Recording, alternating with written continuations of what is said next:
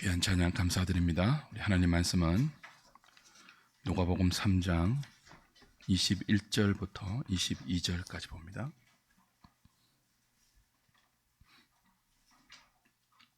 신약성경 92페이지 누가복음 3장 21절 22절 우리 같이 한 목소리로 합독하겠습니다.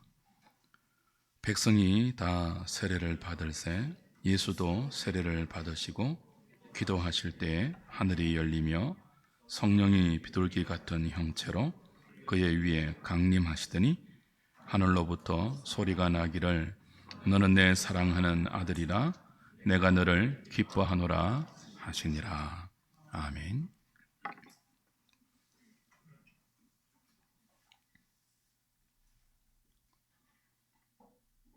세례 요한이 헤롯의 불의를 지적하다가 옥에 갇힙니다. 요한이 옥에 갇히자 예수님이 역사의 전면에 등장합니다. 요한의 투옥은 그의 사역을 끝내고 예수님을 역사에 등장시킨 전환점의 역할을 합니다. 그런데 누가는 예수님의 공생의 시작을 세례 요한이 옥에 갇힌 후에 어떤 사건으로 기술하지 않고 그가 투옥되기 전에 요단강에서 예수님에게 세례를 베푼 사건으로 기술합니다. 왜 그렇게 할까요?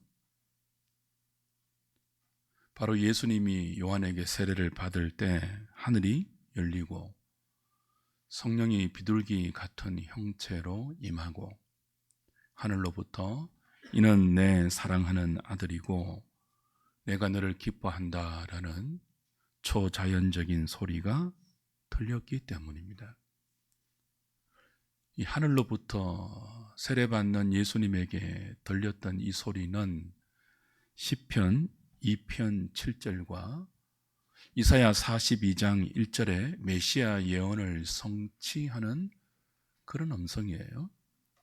그래서 학자들은 예수님이 세례받을 때 나타났던 이 초자연적인 현상 세 가지에 주목해서 예수님의 세례 사건을 메시아 대관식 그렇게 부릅니다. 공식적으로 예수님의 세례 사건이 메시아로 임직하는 대관식의 성격을 가지고 있다는 뜻이죠. 그런데 여기에 생각할 부분이 있습니다. 예수님의 메시아 되심을 하늘이 확정해 줄 때 왜 꼭 요한에게 세례를 받는 이 사건으로 그의 공식적인 메시아 대관식을 하느냐 하는 문제예요. 요한이 예수님에게 세례를 주었습니다. 요한이 준 세례가 어떤 세례입니까? 죄인에게 베푸는 죄사함의 세례예요. 회개의 세례죠. 누가복음 3장 3절에 보면 요한은 요단강 부근 각처에서 죄사함을 받게 하는 회개의 세례를 베풀었습니다. 그러니까 이 세례의 대상은 죄인들이에요. 각처에서 사람들이 요한에게 세례를 받기 위해서 나왔는데 7절에 보면 무리들이 나왔고요. 12절에 보면 세리들이 나왔어요. 그리고 14절에 보면 군인들도 나왔죠. 세례 요한은 이들에게 너희가 세례만 받지 말고 회개에 합당한 구체적인 삶의 열매를 맺으라 라고 그 회개에 합당한 열매가 무엇인지를 일일이 설명해 주었습니다. 그렇게 백성들이 다 세례를 받을 때 오늘 본문 21절을 보면 예수님도 요한에게 나와 세례를 받습니다. 이상한 점이죠, 여기가. 이때 메시아 대관식을 의미하는 초자연적인 현상이 하늘로부터 세 가지의 특징으로 나타나지 않았습니까? 근데 메시아라면 의인이어야죠. 메시아가 죄인이어서는 안 되지 않습니까? 어떻게 메시아가 죄인들이 받는 회개의 세례를 받을 수 있습니까? 그래서 요한은 내가 당신에게 세례를 줄 수 없다고 거절합니다. 오늘 누가복음 본문에는 그 요한의 거절이 생략되어 있지만 병행 구절인 마태복음을 보면 조금 더 상세하게 설명하고 있죠. 마태복음 3장 가보십시오. 마태복음 3장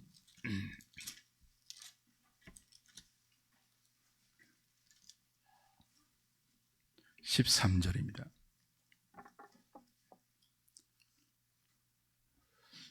이때에 예수께서 갈릴리로부터 요단강에 이르러 요한에게 세례를 받으려 하시니 요한이 어떻게 합니까?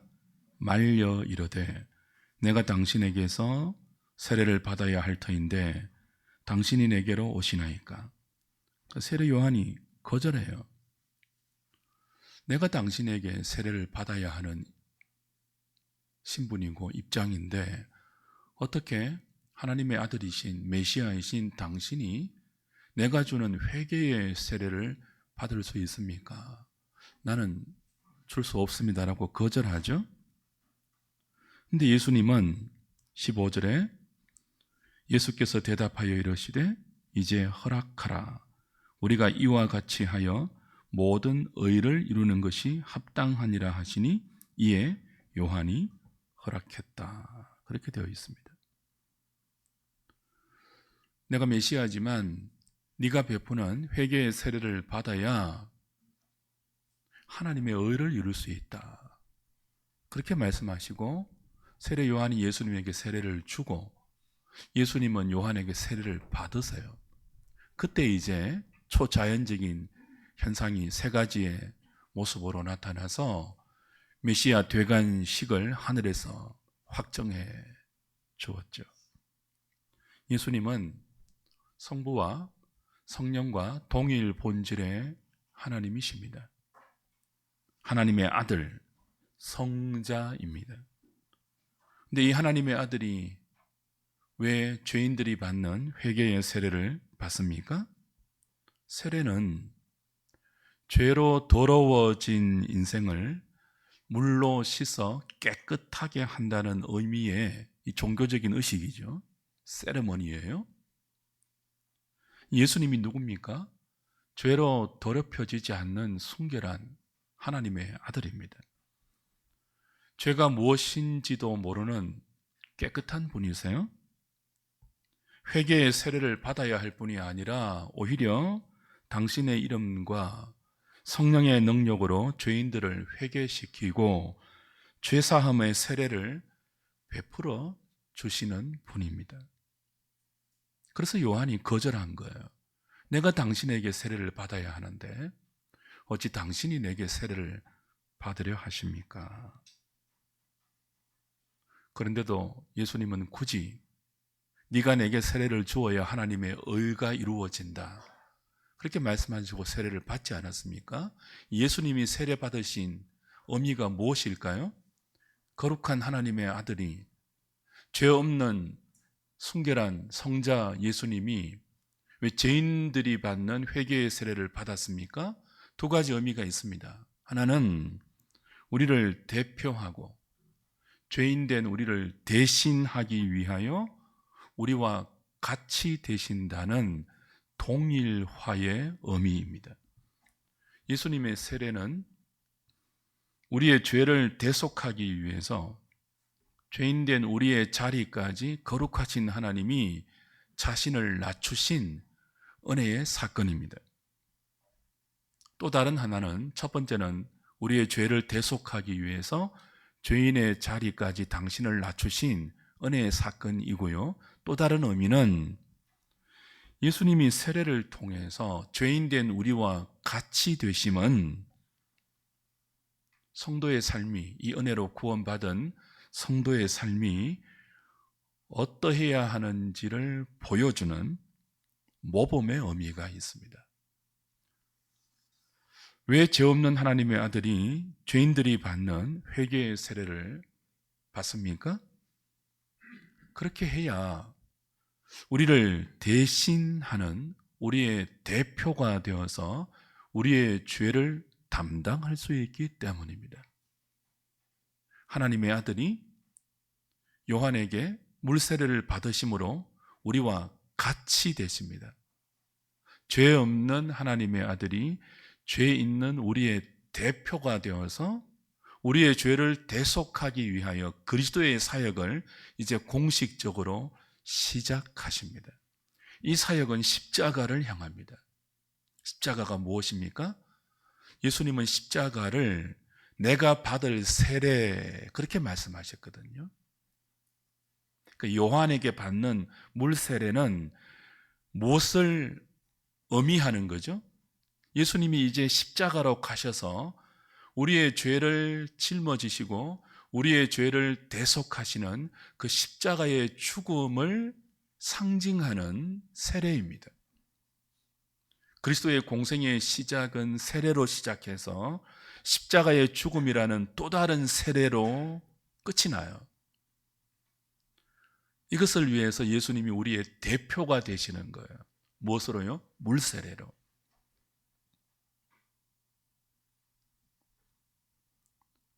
그 은혜를 주시기 위해서 하나님의 아들이 죄 아래 오셨습니다. 율법 아래 인간으로 오셨습니다. 이제 요한이 오게 갇히고 때가 되자 죄인들이 받는 회개의 세례를 받으시고 우리를 대표하는 둘째 아담이 되셨습니다. 다음 주에 좀 더 자세하게 보겠지만 누가복음 3장 23절부터 마지막 오늘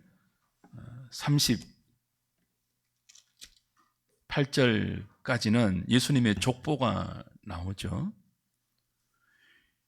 이 족보는 사람들에게 요셉의 아들로 알려진 예수님이 단지 요셉의 아들 정도가 아니라 이 족보의 마지막이 하나님으로 끝이 나거든요. 38절 잠시 보세요. 누가복음 3장 38절 23절에 이제 요셉의 사람들이 아는 대로는 요셉의 아들인 이 예수님의 족보가 요셉의 위는 요셉의 조상은 헬리오 이런 식으로 시작해서 예수님의 위, 요셉의 위 그슬로 올라가는 족보인데 그렇게 예수님의 족보를 그슬로 올라가다 보면 어디까지 도달해요? 38절 그 위는 에노스요 그 위는 셋이요 그 위는 누구라고요? 아담이고 또 그 위는요? 하나님이시라. 그러니까 하나님에게까지 하나님이 최초로 인류의 대표로 창조하신 인류의 조상 아담에게까지 그슬로 올라가는 독특한 족보예요. 이 족보의 의미는 사람들이 예수님을 알 때는 요셉의 아들로만 알고 있지만 하나님은 아담을 인류의 첫 대표로 세우신 것처럼 예수님을 둘째 아담으로 첫째 아담이 실패한 하나님과의 언약을 순종으로 완성하시고 첫째 아담이 불러온 죄와 사망의 굴레를 이 둘째 아담으로 우리를 대표하고 대신해서 십자가와 부활로 대속하시고 성취하실 인류의 새로운 대표가 하나님이 보내신 하나님의 아들 예수 그리스도다라는 의미의 족보입니다. 그렇게 인류의 새로운 대표 대신 둘째 아담 예수 그리스도가 이제 요한에게 세례를 받아 죄인들을 구원하는 메시아의 사역을 시작하십니다. 이때 어떤 현상이 나타난다고요? 하늘이 열립니다. 성령이 비둘기 형체로 예수님 위에 강림하십니다. 하늘로부터 너는 내 사랑하는 아들이라. 내가 너를 기뻐한다라는 성부의 음성이 들립니다. 첫사람 아담이 인류의 대표로 범한 죄 때문에 하늘이 닫혔죠. 인간은 하늘과 연결된 생명의 은총이 단절되어서 땅에만 발을 딛고 살아갑니다. 아담에게 속한 인류의 한계입니다. 그러나 둘째 아담으로 오신 그리스도가 그리스도가 예수님이 요한에게 세례를 받을 때 하늘이 열렸어요. 이제 하늘과 땅이 이 그리스도의 메시아 사역으로 인해서 다시 연결된다는 의미이죠. 이미 성령으로 잉태되신 분이 예수님입니다. 이미 성령이 충만하신 분이에요. 그런데 요한에게 세례를 받을 때 다시 가시적으로 비둘기같이 임했다는 말은 눈에 보이는 형체로 성령이 예수님 위에 강림했다, 그런 뜻이죠. 가시적으로 성령이 예수님에게 임하여서 지금부터 시작하는 이분의 모든 메시아 사역은 성령의 능력으로 이루어짐을 보여주십니다. 그리고 하나님의 아들이신 예수님이 우리와 같이 되셔서 하는 이 메시아의 모든 사역의 결국이 장차 성부와 함께 성령으로 세례를 주어서 우리를 거듭나게 하고 하나님의 양자 되게 하시며 그 하나님의 자녀답게 거룩한 성화의 삶을 만들어 가신다는 것을 분명하게 예고하십니다. 비둘기 같은 형체로 성령이 예수님에게 임하여서 그가 성령으로 세례를 주시고 성령으로 우리를 거룩하게 만들어 가시는 분임을 확정해 주시죠. 여기서 한 가지 주목해야 할 사실이 있습니다. 예수님이 요한에게 세례를 받을 때 나타난 이 초자연적인 현상 세 가지, 하늘이 열리고, 두 번째는요 성령이 비둘기같이 임하고, 세 번째는요 하늘에서 이는 내 사랑하는 아들이요 내가 기뻐하는 자라는 성부 하나님의 소리가 들린 이 세 가지 현상은 공감복음에 모두 동일하게 기록되어 있습니다. 마태복음에도 기록되어 있고요, 마가복음에도 기록되어 있습니다. 그런데 유독 누가복음만 다른 복음과 달리 조금 차이 나는 사실이 있어요. 한번 확인해 보겠습니다. 마태복음 3장 다시 돌아가 보십시오. 마태복음 3장 16절부터 보십시오.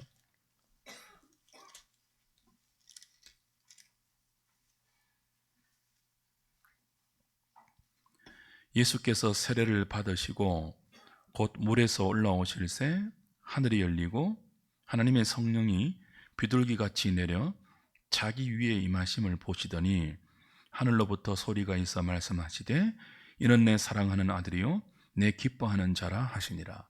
자, 누가복음의 기록과 내용이 동일하죠. 마가복음 보십시오. 1장, 마가복음 1장. 근데 어떤 차이가 있는지는 뭐 금방 아시겠죠. 마가복음 1장 9절부터. 그때 예수께서 갈릴리 나사렛으로부터 와서 요단강에서 요한에게 세례를 받으시고 곧 물에서 올라오실새 하늘이 갈라짐과 성령이 비둘기같이 자기에게 내려오심을 보시더니 하늘로부터 소리가 나기를 너는 내 사랑하는 아들이라 내가 너를 기뻐하노라 하시니라. 마태와 마가는 예수님이 요한에게 세례를 받으시고 물에서 올라올 때 요단강에서 요한이 베푼 세례는 물에 푹 잠그는 거예요. 물에 빠뜨리는 거예요. 그리고 다시 올라오는 거예요. 그 예수님이 요한에게 세례를 받으시면서 요단 강물에 자신을 푹 담그지 않습니까? 그리고 올라올 때 마태와 마가는 하늘이 열렸다, 성령이 비둘기같이 임했다, 성부 하나님의 소리가 들렸다, 그렇게 기록하거든요. 그런데 누가는 조금 다르게 기록하죠. 다시 누가복음 본문 가보십시오. 21절, 22절. 무엇이 다른지 금방 보이는데 한번 확인해 보십시오. 백성이 다 세례를 받을새 예수도 세례를 받으시고 기도하실 때에 하늘이 열리며 성령이 비둘기 같은 형체로 그의 위에 강림하시더니 하늘로부터 소리가 나기를 너는 내 사랑하는 아들이라 내가 너를 기뻐하노라 하시니라. 자, 차이가 뭐죠? 마태와 마가는 기도했다는 설명이 없죠. 예수님이 물에 잠겼다가 이렇게 올라오실 때 바로 초자연적인 현상이 나타났다, 그렇게 기록하는데요. 누가는 예수님이 세례 받고 나서 기도하실 때 하늘이 열렸다, 기도하실 때 성령이 비둘기 같은 형체로 강림하셨다, 기도하실 때 하늘로부터 너는 내 사랑하는 아들이고 내가 기뻐하는 자다라는 소리가 들렸다고 기도를 부각시킵니다. 그렇죠? 그게 큰 차이죠? 기도는 예수님의 인성을 부각하는 거예요. 지금 예수님이 세례 요한에게 세례를 받으면서 그리스도로서, 메시아로서 공적 사역을 시작하십니다. 근데 기도로 시작하십니다. 기도가 무엇이라고요? 사람됨의 특징이에요. 하나님이 하나님에게 기도하실 필요 없잖아요. 사람이니까 하나님께 기도하는 거죠. 사람의 한계에 있으니까, 사람의 제한이 있으니까 전능하신 하나님께 간구하고 기도하는 것 아닙니까? 그 주님이 메시아의 사역을 이제 공식적으로 시작하실 때 기도로 시작하신다는 것은 그의 메시아 사역이 신성으로만 진행되지 않고 인성을 함께 발동시켜서 하신다는 뜻이에요. 이렇게 신성만 발동해서 우리의 죄를 으라차차라는 식으로 안 하세요. 짠! 신성으로 그렇게 안 하시고 그 인성을 발동시키세요. 하나님 도와주십시오. 기도는 인성을 가장 극명하게 부각시키는 종교행위거든요. 그러니까 그리스도가 하나님의 아들이고 하나님이시니까 기도하실 필요 없잖아요. 그냥 그분의 신적 능력으로 모든 것을 다 할 수 있잖아요. 그런데 죄인된 우리와 세례 요한의 세례로 같이 되셨다고요. 죄 없는 그분이 죄인과 같이 되셔서 우리와 똑같은 인성으로 죄인된 우리를 구원하는 메시아의 사역을 기도로 진행하신다고요.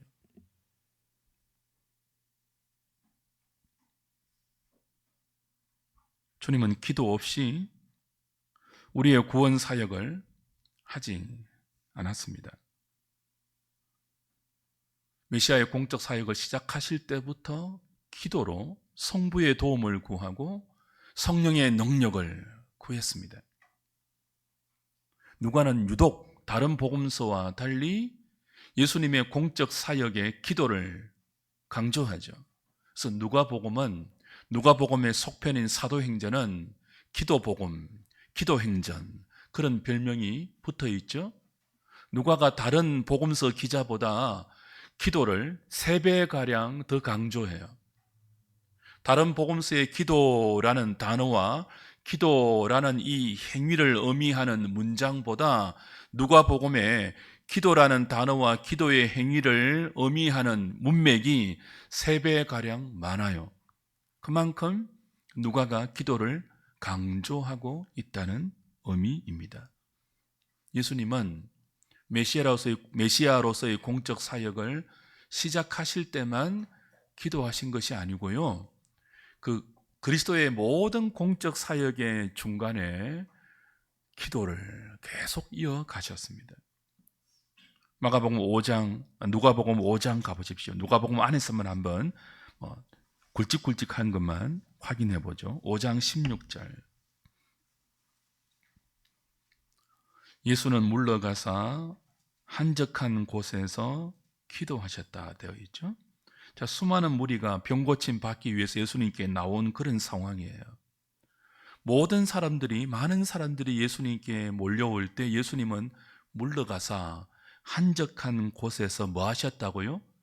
기도하셨습니다.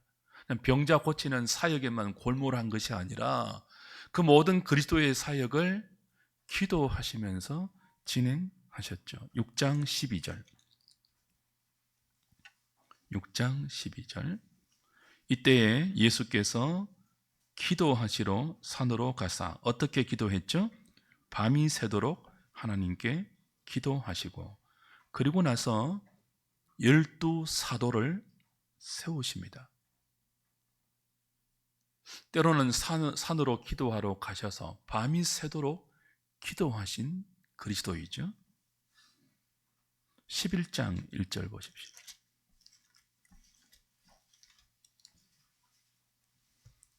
예수께서 한 곳에서 기도하시고 마치심에 제자 중 하나가 여짜오되 주여 요한이 자기 제자들에게 기도를 가르친 것과 같이 우리에게도 기도를 가르쳐 주옵소서.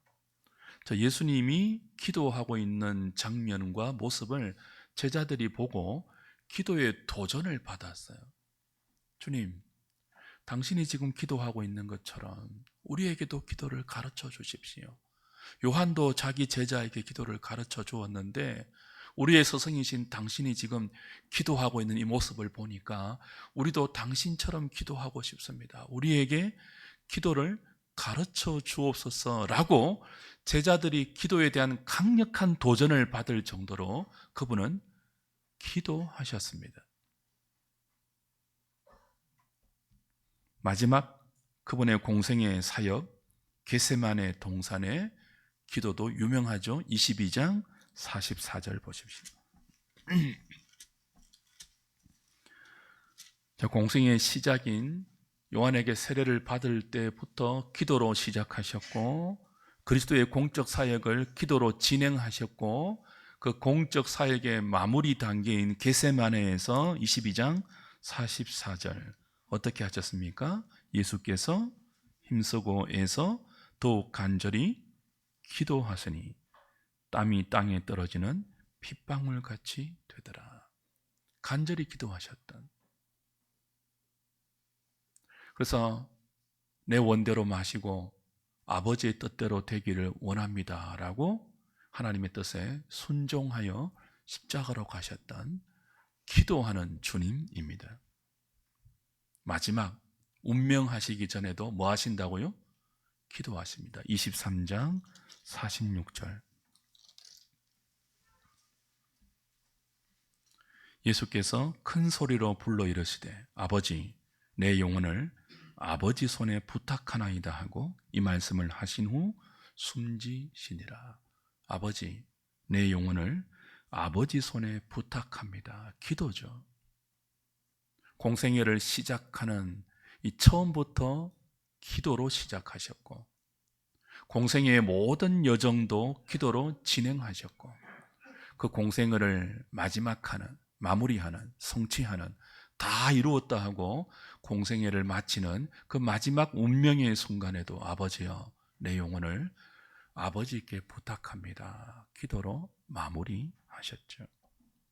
주안에 사랑하는 여러분, 누가가 예수님을 우리의 새로운 대표인 둘째 아담으로 설명하면서 유독 기도를 강조하는 이유가 무엇일까요?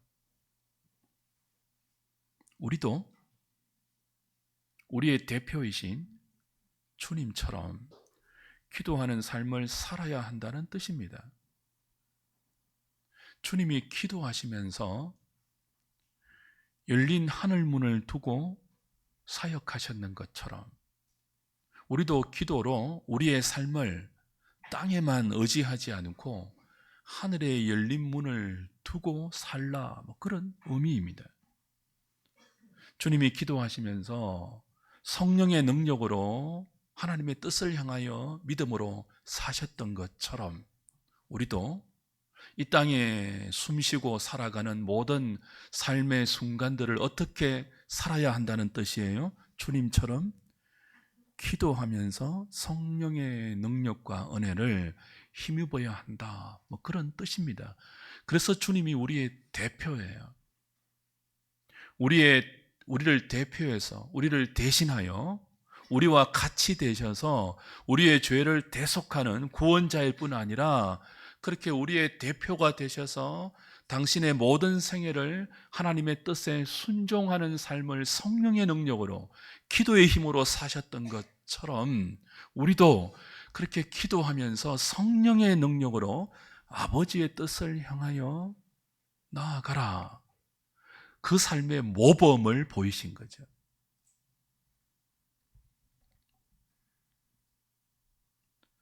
요단강에서 세례받을 때 메시아 대관식이 세 가지 특징으로 하늘로부터 나타나지 않았습니까? 근데 비슷한 현상이 변화산에서도 있었습니다. 예수님이 사랑하는 세 제자 베드로, 야고보, 요한을 데리고 어느 날 변화산에 가셨죠. 그리고 제자들 앞에 영광스럽게 변형되는 모습을 보여주세요. 십자가를 지고 주님을 따르는 삶의 결국이 이런 영광임을 예고편으로 보여주신 거죠.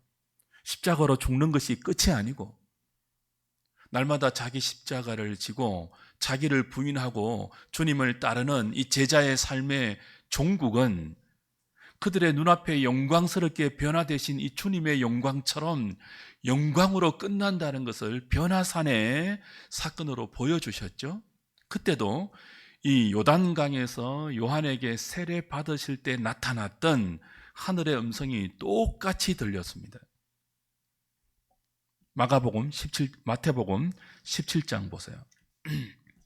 마태복음 17장. 마태는 변화산의 사건을 어떻게 묘사합니까? 누가와 조금 다르게 묘사합니다. 17장 1절부터 보십시오.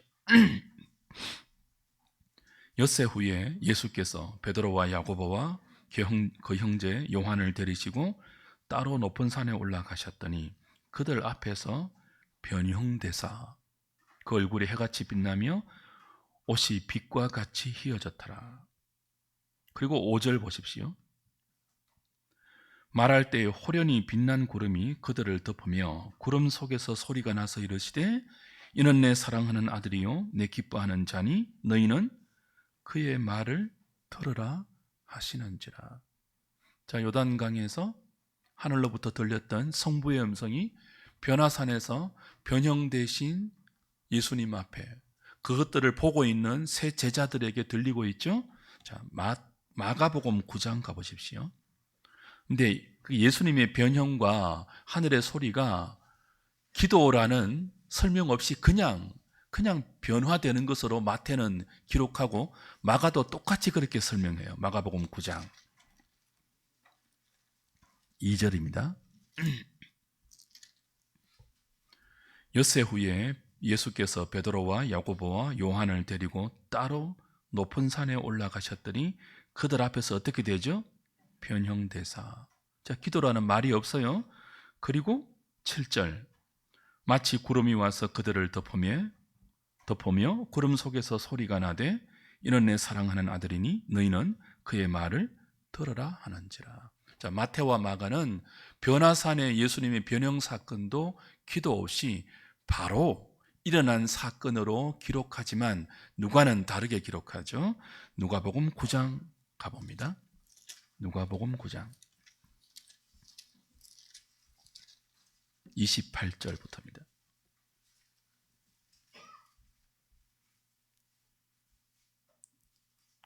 23절부터 제자도 십자가를 지고 나를 따르라는 제자도를 말씀하시고 나서 28절 이 말씀을 하신 후 8일쯤 되어 예수께서 베드로와 요한과 야고보를 데리고 뭐하러요?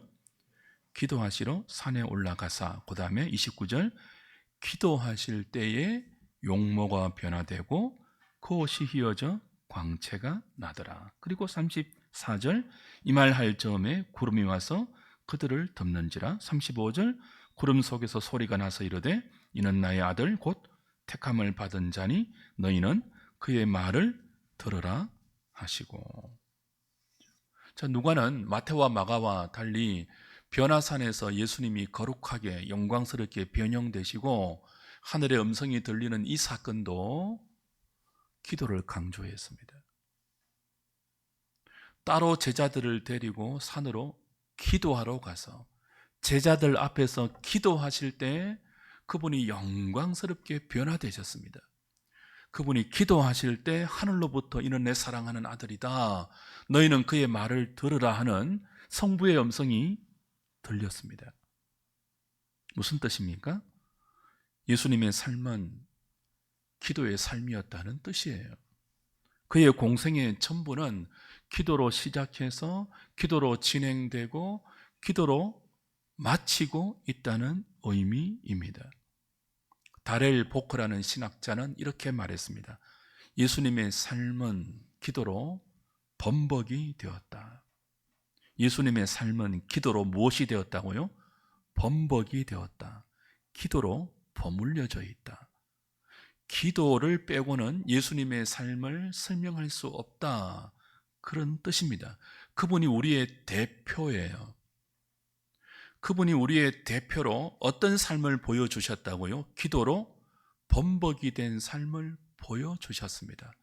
그러면 그분을 따르는 우리의 삶도 기도로 범벅이 된 삶을 살아야 하지 않겠냐 하는 의미가, 예수님이 세례 요한에게 세례를 받을 때 기도하시면서 초자연적인 현상이 나타난 것으로 누가가 설명하는 의도입니다. 우리도 기도하는 삶을 살라는 뜻입니다. 꼭 종교적 형태를 띠지 않더라도 쉬지 않고 기도하는 사람, 삶이 기도가 되고 기도가 삶이 되는, 전적으로 하나님을 의존하고 하나님을 사랑하고 주님의 은총과 능력을 구하는 사람, 그런 사람의 삶이 기도로 범벅이 된 삶이죠. 기도로 범벅이 된 사람에게 하늘이 열립니다. 기도로 범벅이 된 사람에게 열린 하늘로 성령의 능력과 성령의 감화와 성령의 힘이 주어집니다. 기도 없이 우리가 사랑할 수 있던가요? 기도 없이 지체와 형제와 이웃을 사랑할 수 있던가요? 기도 없이 자기 자신을 바르게 사랑할 수 있던가요? 기도 없이 사역할 수 있던가요? 기도 없이 사명을 감당할 수 있던가요? 기도 없이 우리의 힘만으로 죄와의 싸움에서 승리할 수 있던가요? 기도 없이 하나님이 기뻐하는 삶을 살아본 적이 있습니까? 없죠. 기도 없이는 죄를 이길 수 없습니다. 기도 없이는 우리의 뜻을 내려놓을 수 없고, 기도 없이는 하나님의 뜻을 받아들일 수 없습니다. 기도 없이 성령의 능력으로 이 땅을 살아낼 수 없습니다. 그래서 우리는 기도해야 합니다. 이 기도하는 삶을 가르치기 위해서 우리의 대표이신 예수님이 그의 공생애를 시작하실 때 기도로 시작하시고, 그 예수님의 기도에 하늘이 열리고 성령이 비둘기같이 임하고 성부의 소리가 들려서 그의 공식적인 사역을 하나님의 뜻이라고 확정해 주시는 것이죠. 주 안에 사랑하는 여러분, 기도하는 우리 하누리 식구들 되기를 바랍니다. 기독교는 기도의 종교입니다. 그리스도인은 기도하는 사람들입니다. 자기 힘으로 살 수 없다는 것을 매 순간 절감하기 때문에 하늘의 은총을 구하는 사람들, 기도하는 성도들이죠. 기도할 때만 성령의 능력을 입을 수 있습니다. 누가복음 9장 찾고 말씀 마무리할게요. 누가복음 11장입니다. 여러분 잘 아시는 기도의 교훈인데요. 9절부터 보십시오. 누가복음 11장 9절. 내가 또 너희에게 이르노니 구하라 그러면 너희에게 주실 것이요 찾으라 그러면 찾아낼 것이요 문을 두드리라 그러면 너희에게 열릴 것이니 구하는 이마다 받을 것이요 찾는 이는 찾아낼 것이요 두드리는 이에게는 열릴 것이니라. 너희 중에 아버지 된 자로서 누가 아들이 생선을 달라 하는데 생선 대신에 뱀을 주며 알을 달라 하는데 정갈을 주겠느냐? 너희가 악할지라도 좋은 것을 자식에게 줄 알거든 하물며 너희 하늘 아버지께서 구하는 자에게 무엇을요? 성령을 주시지 않겠느냐 하시니라. 그렇죠? 여러분 성령의 도우심을 필요로 하십니까? 기도하십시오. 성령의 도우심이 정말 절실하시다면 뭐 하시라고요? 기도하십시오. 구하고 찾고 두드릴 때 성령을 주신다고 약속했기 때문에 기도하셔야 됩니다. 기도로 범벅이 된 삶으로 성령의 은혜를 간절히 구할 때 그 성령의 능력으로 우리가 새로운 삶을 살 수 있습니다. 예수님이 요한에게 세례를 받고 기도하실 때 하늘이 열리고 성령이 예수님 위에 강림하셨는데 어떻게 강림하셨죠? 눈에 보이는 비둘기 같은 형체로 강림하셨어요. 왜 하필 비둘기 같은 모습으로 강림하셨을까요? 몇 가지 해석이 있습니다. 근데 몇 가지 해석이 있는데 가장 정통적인 해석은 창세기 8장에 나오는 이 노아의 홍수에 나타났던 비둘기와 연관시키는 해석이에요. 성경에서 비둘기가 가장 먼저 등장하는 장면이 노아 홍수 때죠. 사람들의 죄악이 세상에 관영해서 하나님이 사람 지으심을 후회하시고 한탄하사 물로 심판하지 않습니까? 노아의 홍수로 죄가 관영한 이 세상을 심판하십니다. 온 세상이 물에 잠기고, 그죠? 40일이 지났을 때 노아가 방주의 창문을 열고 새를 날려보내죠. 맨 처음 무엇을 날립니까? 까마귀를 날리는데 이 까마귀가 뭐예요? 돌아오지를 않아요. 그래서 비둘기를 날리죠. 비둘기를 날려보내니까 비둘기는 물이 아직 온 세상에 있기 때문에 앉을 곳을 찾지 못하고 방주로 다시 돌아옵니다. 그래서 노아가 그 비둘기를 손으로 거두고 나서 며칠 후에요? 7일이 지난 후에 다시 비둘기를 날려보내죠. 그때 비둘기가 어떻게 합니까? 두루 돌아다니다가 새 감람나무 잎사귀를 물고 돌아옵니다. 새 감람나무 잎사귀. 심판의 물이 온 세상을 덮어서 어떤 생명도 없었을 때, 그러나 40일이 지나고 또 7일이 지나서 물이 감하고 새 감람나무 잎이 보였다. 이제 심판 이후 구원의 새로운 삶이 시작된다는 것을 비둘기가 새 감람나무 잎을 물고 날아와서 알려주죠. 전령입니다. 전령. 새로운 삶의 시작. 이제 하나님의 심판이 아닌 구원의 삶이 하나님의 은혜로 이 땅 가운데 새롭게 시작됨을 알리는 전령 비둘기예요. 예수님이 메시아로 공식적인 사역을 우리의 대표가 되어서 이제 요단강에서 세례받고 시작하십니다. 그때 하늘이 열리고 성령이 비둘기같이 임하십니다. 무슨 뜻이에요?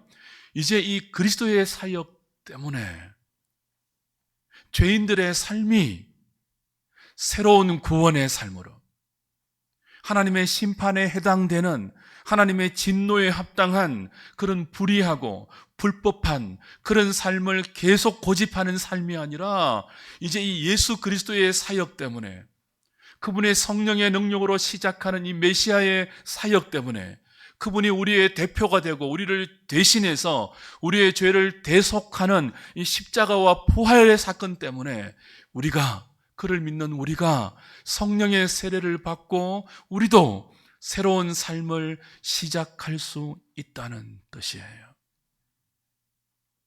언제 우리가 주님이 받았던 이 성령의 능력으로 새로운 삶을 시작할 수 있을까요? 기도할 때입니다. 주 안에 사랑하는 여러분, 예수 그리스도를 믿는 저와 여러분들이 무기력하게 살지 않고 습관처럼 죄에 굴복하고 마음은 원이지만 육신이 약하여서 또 넘어졌습니다, 그렇게 핑계하는 이 무기력한 삶에서 벗어나 성령의 능력으로 죄를 이기고 성령의 능력으로 하나님의 자녀된 하나님을 기쁘시게 하는 죄를 이기고 세상의 모든 거짓된 가르침을 이기고 하나님 없는 가치관이 아니라 하나님을 기쁘시게 하는 의롭고 사랑의 삶을 살 수 있는 때가 언제입니까? 성령의 능력을 힘입을 때예요. 언제요? 기도로 범벅이 된 삶을 시작할 때.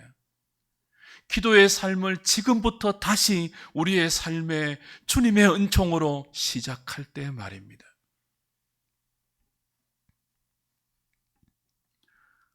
기도하는 저와 여러분 되기를 바랍니다.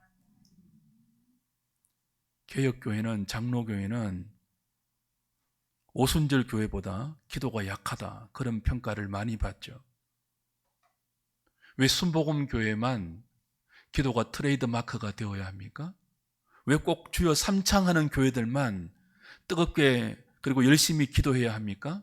우리도 얼마든지 조용하게, 잠잠하게, 그러나 뜨겁고 간절하게 우리의 마음을 다하여 그분의 은총을 구하고 그분의 도움과 힘과 능력을 구하는 기도로 범벅이 된 삶을 살 수 있습니다. 수요 기도회 때 많이 나오셔서 같이 기도하기를 바랍니다. 그래서 매일 넘어지고 반복적으로 실패하고 또 주님께 죄송합니다 핑계하고 우리 자신의 연약함을 합리화해서 거룩한 삶으로 진전하지 못하는 그런 핑계하는 그리스도인이 아니라 성령의 능력을 힘입어 기도로 범벅이 된 삶, 기도의 사람으로, 승리하는 사람으로, 죄와 불법과 불의의 사람이 아니라 의롭고 정직하고 깨끗하고 진실하며 사랑으로 살아내는 우리 한우리 식구들, 저와 모든 주의 백성들 될 수 있기를 주님의 이름으로 부탁드립니다.